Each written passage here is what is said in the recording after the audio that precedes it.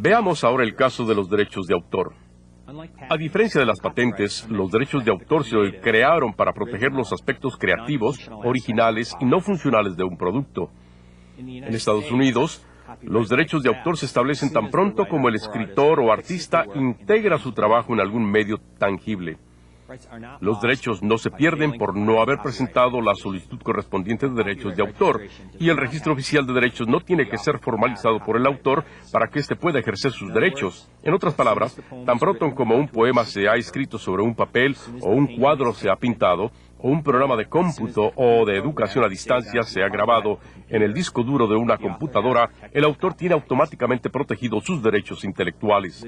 Se pueden proteger las creaciones como los trabajos literarios, los programas de cómputo y educativos, la música, incluyendo la grabación de sonidos o palabras, los trabajos teatrales o coreográficos, el arte, las películas y hasta los trabajos arquitectónicos. Las ideas por sí solas, los hechos específicos y las cosas solo útiles para algo no pueden ser protegidos por derechos de autor. El concepto de derecho de autor solo protege en contra del copiado no autorizado de algún trabajo. El derecho de autor no protege contra la creación independiente de lo mismo por un tercero. Por ejemplo, los renglones mismos de un código de cómputo en un programa de software pueden protegerse por derechos de autor, pero la forma en que funciona u opera el programa de software no puede ser protegido. De hecho, es perfectamente permisible realizar ingeniería inversa con algún programa de software sin violar los derechos de autor del mismo. Aunque no se requiere tener un registro de derechos de autor, existen muchas ventajas si se obtiene.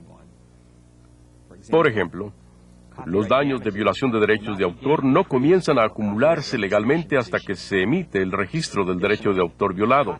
Tradicionalmente, el registro de derechos de autor es un requisito para cualquier litigio en las Cortes Federales de Estados Unidos y otros países.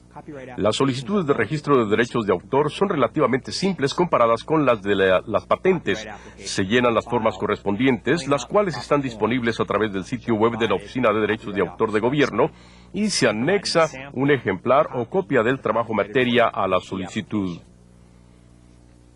Las marcas comerciales protegen el valor comercial asociado con las actividades productivas al proteger los nombres de marca del producto o servicio. Las marcas comerciales no protegen la esencia del producto, sino solo el nombre comercial del producto y solo dentro de cierta categoría comercial de producto. Es posible y hasta no desusual que dos empresas utilicen la misma marca comercial, pero para diferente categoría de productos. Por ejemplo, existe un azúcar Domino's y una pizza Domino's, elaborada por empresas diferentes sin ninguna relación entre sí. Las marcas comerciales pueden darse en diferentes formas y tamaños. Cosas tales como las palabras, los logotipos, los símbolos, los eslogans o frases publicitarias, las piezas musicales, las fragancias, los olores y hasta los diseños de empaque y presentación o formato del producto pueden calificar como marca comercial. Por ejemplo, tanto la palabra Coke o Coca-Cola como la forma curva de la botella de esta bebida son marcas comerciales registradas. El color rosa del aislante de fibra de vidrio de la empresa Owens Corning es también una marca comercial, así como la conocida melodía publicitaria de la cadena de televisión NBC. Existen 4 tipos de marcas comerciales: marcas de producto, marcas de servicio, marcas colectivas y marcas de certificación. Las marcas de producto son aquellas que se utilizan para identificar el origen del mismo, mientras que las marcas de servicio identifican el origen de este. Las marcas colectivas son aquellas que indican membresía dentro de algún grupo, tales como Boy Scouts of America. Por último, las marcas de certificación indican que cierto producto o servicio cumple con los estándares del propietario de la marca. Un ejemplo de una marca de certificación es el sello de aprobación de calidad ambiental. El objeto principal detrás de las leyes de marca es la protección al consumidor para evitar confusión sobre el origen de los productos. Por lo tanto, para que exista una violación a alguna marca comercial, debe de generarse alguna confusión entre los consumidores con respecto al uso de la marca. Se utiliza muchas veces una prueba de equilibrio multifactorial para determinar el grado de confusión generado. Entre los factores que se consideran está la similitud de las marcas, el grado de interrelación entre los productos, el canal de distribución de los mismos, la sofisticación de los consumidores, la fuerza de la marca, y si en verdad se tiene una prueba de la existencia de la confusión. Algunas marcas comerciales famosas gozan de una protección adicional que se denomina dilución. Esta dilución no requiere comprobar la existencia de una confusión, ya que protege contra cualquier asociación de la marca con algún producto de menor calidad o con algún producto que genere mala imagen pública.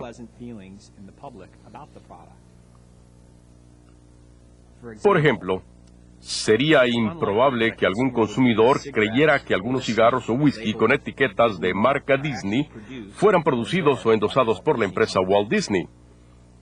Sin embargo, la asociación de este tipo de productos para adultos con la marca Disney, sin duda, diluyen el valor de la marca. Por lo tanto, no es difícil imaginar alguna situación en la que la dilución de alguna marca comercial protegiera al dueño de cierta marca famosa, aunque el concepto tradicional de violación de marcas no lo haría. La asociación pública entre la marca y el producto es la esencia fundamental del concepto de protección de marca. Los derechos de marca se adquieren utilizando la marca sobre cualquier producto o servicio. Similarmente a los derechos de autor, el registro oficial de marca no es necesario legalmente para ejercer el derecho, aunque dicho registro sí ofrece diversos beneficios que no se tienen al simplemente hacer uso de la marca sin registro oficial. Esta interpretación de derecho de marca comercial se basa en el sistema legal inglés. Para poder aspirar a los beneficios formales asociados con el registro de una marca, esta debe ser utilizada en alguna actividad nacional o internacional de comercio. Aunque es posible presentar una solicitud de marca comercial antes de hacer uso real de la misma, sí se requiere este uso para poder lograr el registro y aprobación de la marca. Las solicitudes de intención de uso generan derechos de protección retroactivos a la fecha de presentación de la solicitud. Las solicitudes de uso real de marca generan derechos de protección retroactivos a la fecha de utilización inicial de la marca. Los derechos de protección de marca generalmente se limitan a cierta región o área geográfica en donde se utiliza dicha marca, como pudiera ser el estado de California o el suroeste de Estados Unidos. El registro formal de una marca en la mayoría de los países otorga protección a nivel nacional, aun cuando la marca se utilice solo en cierta región específica del país. El creciente uso de los medios electrónicos y el desarrollo del comercio han llevado al desarrollo de una serie de nuevas leyes de propiedad intelectual relacionadas con patentes, derechos de autor y marcas. Por ejemplo, en Estados Unidos recientemente se creó la Ley de Protección al Consumidor contra la intrusión cibernética. Esta nueva ley establece un estándar general de conducta ilegal al aplicar la Ley de Protección de Marca al caso de los domicilios electrónicos en el Internet. Esta ley, conocida como ACPA, prohíbe el registro de mala fe en nombres y domicilios electrónicos que correspondan a la marca comercial de alguien más. Un aspecto original de esta ley es que establece daños formales específicos. La ley de marcas comerciales tradicional requiere que se comprueben los daños, como por ejemplo, el demostrar que se perdieron ciertas utilidades por razón de la violación. Bajo la aplicación de la ley ACPA, el dueño de la marca puede optar por apegarse a lo ya establecido por la ley en cuanto a daños oficiales. Si así lo elige, el quejoso califica para una recompensa mínima de $1,000 y máxima hasta de $100,000.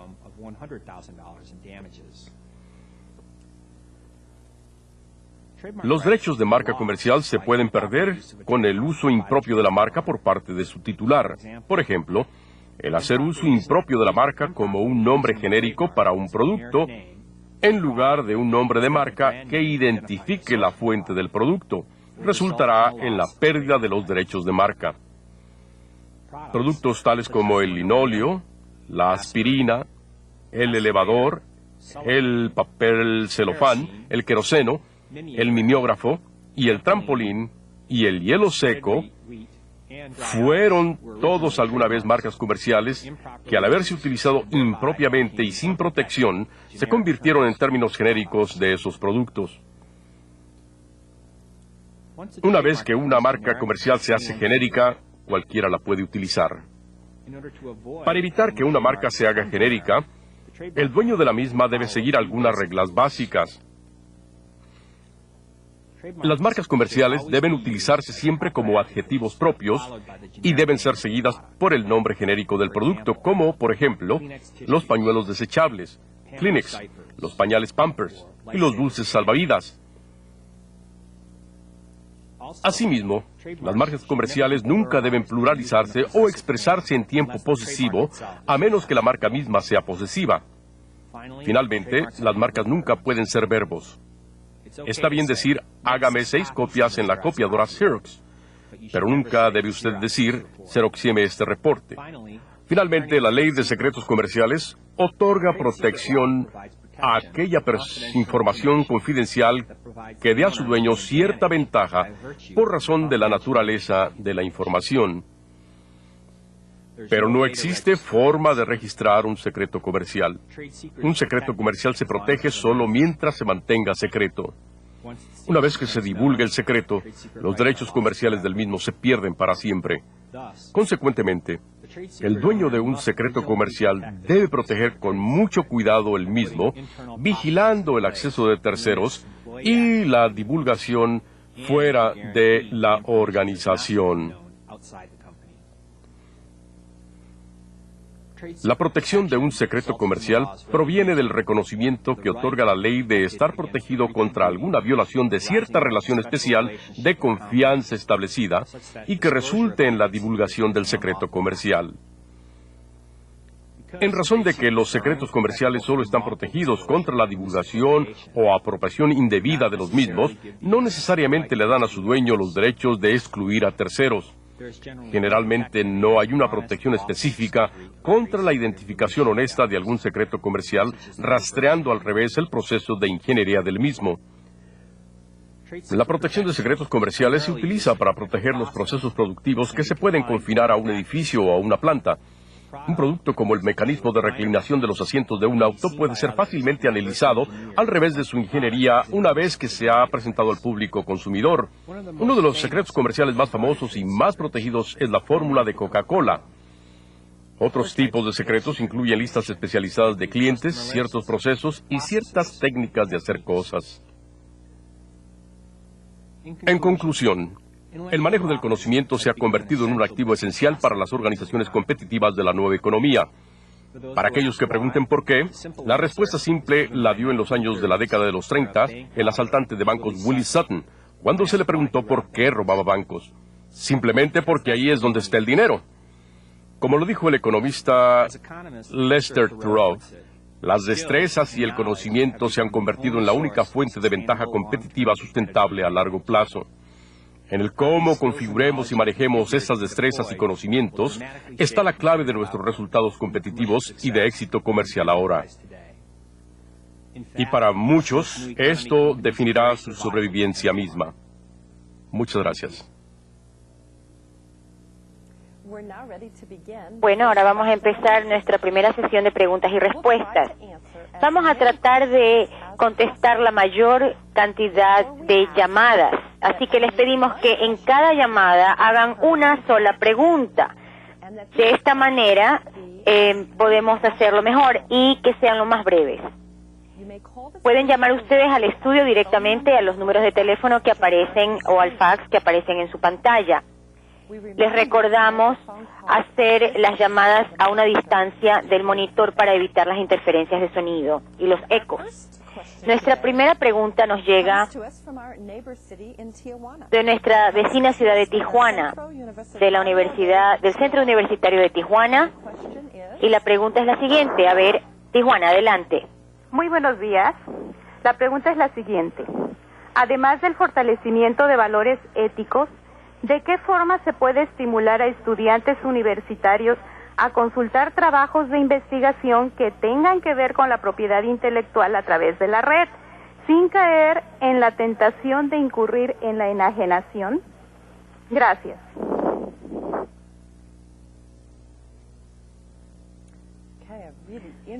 Una pregunta muy interesante. ¿Cómo podemos estimular y motivar el comportamiento ético de parte de nuestros estudiantes y para reconocer la propiedad intelectual del trabajo que usan en sus aulas. Bueno, a ver, creo que después de 30 años nos puedes ayudar, ¿verdad?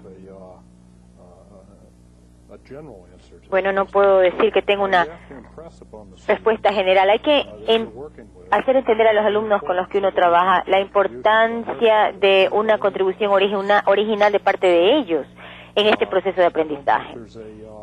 No pienso que hay una forma específica o general, sino porque siempre habrá la tentación de plagio y de copia y de apropiarse de lo que no produjeron, sobre todo cuando lo pueden obtener con facilidad. Pero que definitiva tarde o temprano es atrapado y que se da cuenta la gente de que no es algo original, que está copiando. Así que tienen que entender que es importante tener un comportamiento ético al respecto. Creo que cuando se habla con estudiantes de derecho, creo que este tema es mucho más delicado. Una cosa es, por ejemplo, copiar en la práctica de derecho, a diferencia de las demás. ¿Qué hace usted con sus estudiantes? Yo no creo que realmente hay nada especial acerca de los estudiantes de derecho. Yo creo que ellos también tienen que ver los mismos temas de derecho y lo que se arriesga es más grande, efectivamente. Un estudiante que se lo ve que está realmente copiando algo, se lo puede excluir de la práctica. Y porque en derecho los requisitos éticos son muy importantes, porque si no se los excluye de la asociación del Colegio de Abogados. Hay bastante confusión sobre lo que es el plagio y lo que es un esfuerzo legítimo y honesto de encontrar búsqueda. Por ejemplo, en mi clase de ayer del seminario, y preguntaba yo a un estudiante si estaba bien obtener ayuda para que alguien les revise las ponencias o los trabajos, y ellos no sabían exactamente. ¿Podría usted ayudarnos a ver en qué forma se ve la diferencia de pedir a alguien que le revise a uno el trabajo y lo que es el plagio o copia de generación de ideas, por ejemplo? Bueno, tomar ideas de distintas fuentes y sintetizarlas es una parte muy importante del proceso educativo. Sin embargo, utilizar el material sin cambiarlo, sin atribuirlo a su fuente original, obviamente es lo que se llama plagio. Yo me pregunto cómo hacer que los estudiantes entiendan ese detalle, eso, acerca de las estrategias. ¿Qué estrategias podemos implementar, aplicar? La pregunta aquí es cómo motivar a los estudiantes a hacer justamente eso. Me pregunto si se puede hablar sobre el tema tal vez en clase con los estudiantes y si ese es un factor motivador para hacer que ellos de una manera se entusiasmen más con el proceso creativo de su originalidad antes que copiar ideas de otro o tomarlas de otro directamente. Esto es un tema que se debe tratar en clase, definitivamente. También se puede recalcar que la mayor parte de los grandes descubrimientos del mundo resultan justamente de ideas tomadas, prestadas también, lógicamente. Siempre y cuando uno toma una idea, la presta, pero también contribuye a ella, la mejora, la procesa, la acaba y construye sobre ella. Entonces sí, se convierte también en una contribución de la persona. Muchas gracias por las respuestas. Ahora nos llega una pregunta más de México. Universidad de Saleh. Quieren saber cómo se determina si se debe o no solicitar una patente.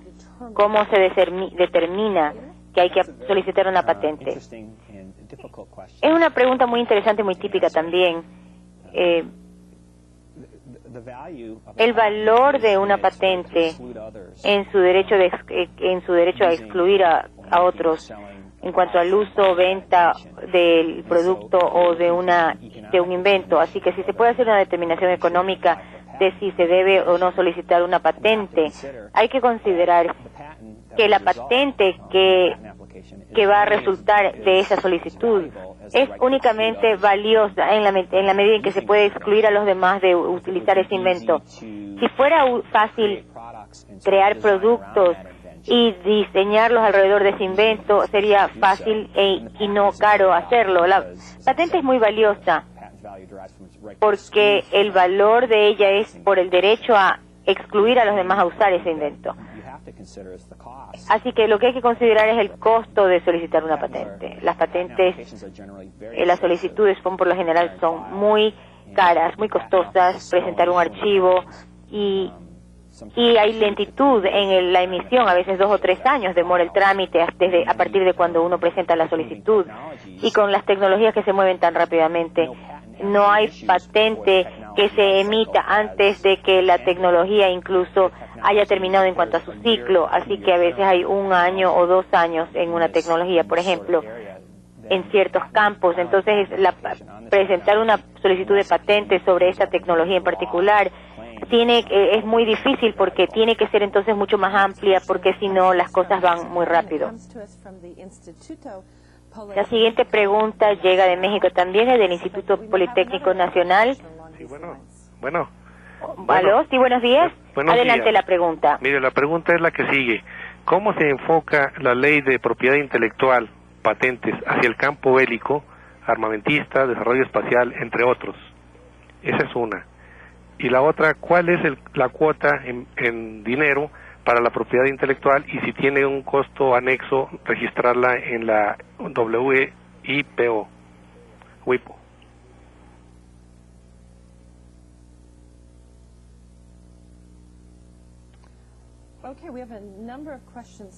Aquí hay algunas preguntas muy prácticas. ¿Cuánto cuesta el derecho de propiedad intelectual? O sea, una patente, una marca.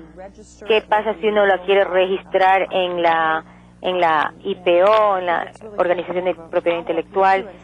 Y tal vez un poco más de seguimiento acerca del proceso de aplicación de una patente, de solicitar una patente. Bueno, para contestar la primera parte de la pregunta, tengo que hacer un seguimiento de la primera pregunta. Cada vez que uno o un empleado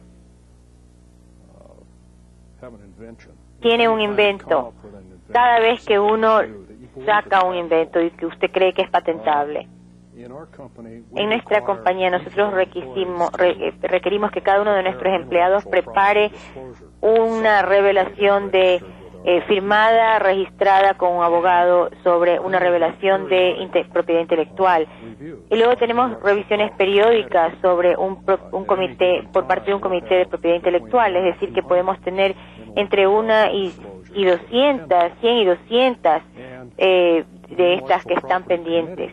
El comité de propiedad intelectual tiene que trabajar en cada uno de estos documentos de revelaciones para ver si es que se debe presentar y solicitar una patente, si se debe mantener ese secreto o si se debe informar al público en general.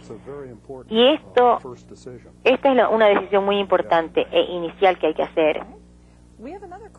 Tenemos otra pregunta que nos llega de México, de la Universidad Tecnológica de Tecamachalco, México. Sí, gracias. Muy Adelante. buenos días a todos. Good morning, Nuestra pregunta everybody. es la siguiente.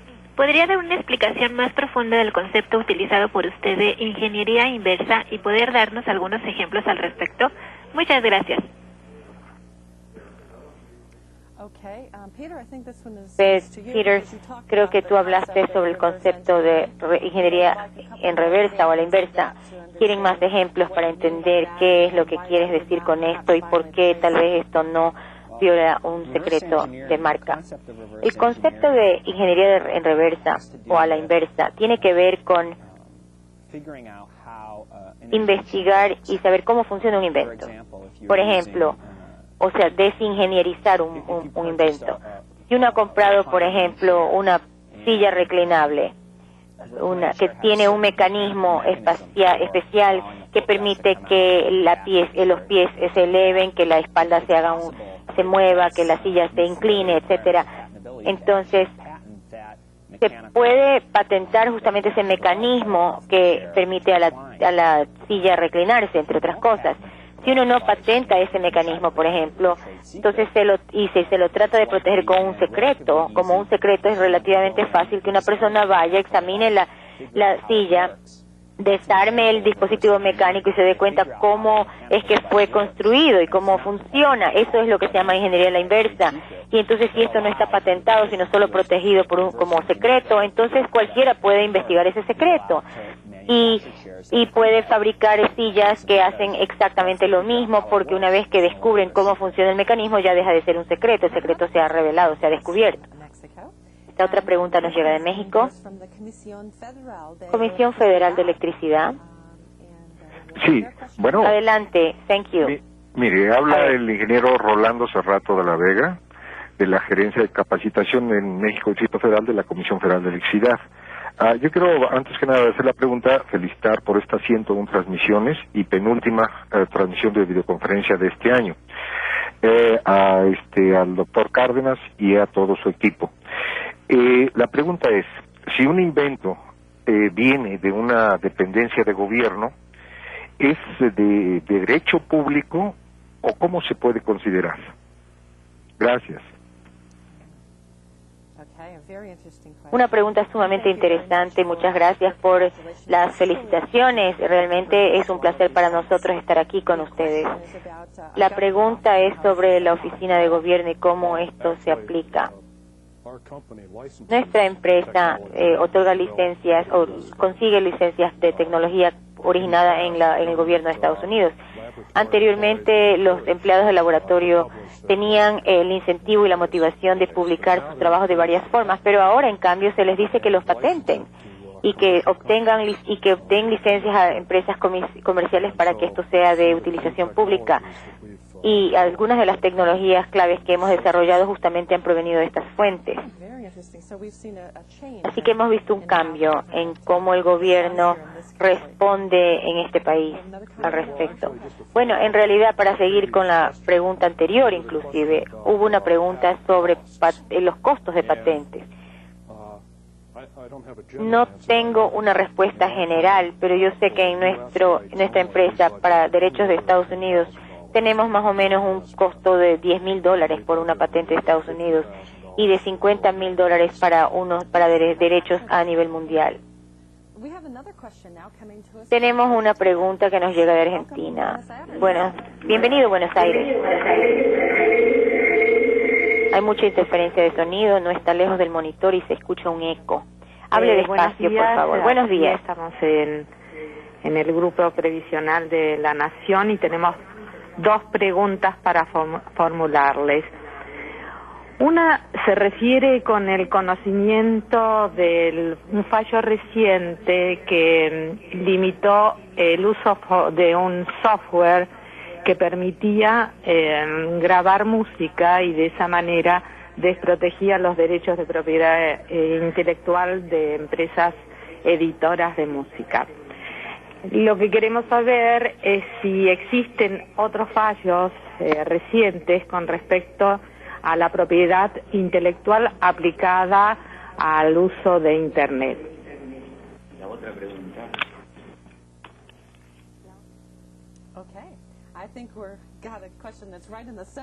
Creo que tenemos una pregunta exactamente que da al clavo sobre lo que hace Peter y son temas muy candentes en Estados Unidos.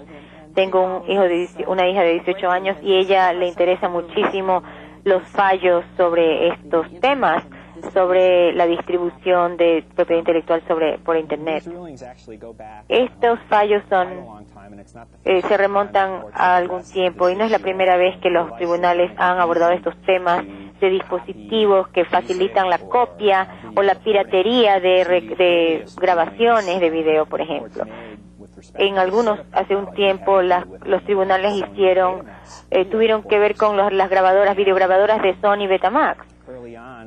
Desde temprano, cuando los tribunales vieron estos temas y determinaron que bajo las leyes de propiedad intelectual, que sería lo que se aplica a casi todo esto que son música y grabaciones de video, existe una defensa que se llama de uso justo. Y en el caso de Betamax, por ejemplo, la Corte determinó que es que es justo utilizar y grabar un programa de televisión, porque para eso se tienen estas máquinas en su casa y se las graba para poderlas ver en otro momento. Hay muchos requisitos que hay que cumplir para poder calificar y, por ejemplo, el uso debe ser no comercial. Si se va a utilizar el pago comercial, entonces se está violando. Por ejemplo, otro aspecto es cuánto se ha copiado, la proporción, toda la canción, una parte de ella, y eso también tiene que ver con la determinación del tribunal respecto de si es una copia legal o no, o ilegal, o si es piratería o no. Esto también se ha dado antes de la Internet, no solamente como resultado de Internet. Bueno, estoy segura de que todavía vamos a escuchar más sobre este tema. Mi hija de 18 años tenía un problema con la computadora y tuvo que estar sin la computadora por un tiempo, y ella decía que sin tener computadora estaba con problemas para el colegio, para estudiar en la universidad, pero lo que creo que más le dolía era que no podía escuchar la música por Internet. Bueno, yo creo que va a ser muy interesante observar cómo se van desarrollando las leyes al respecto y cómo podemos determinar lo que es el uso o aplicación justa y adecuada o apropiada de todas estas cosas de propiedad de derecho propiedad intelectual. Esta pregunta nos llega de Colombia.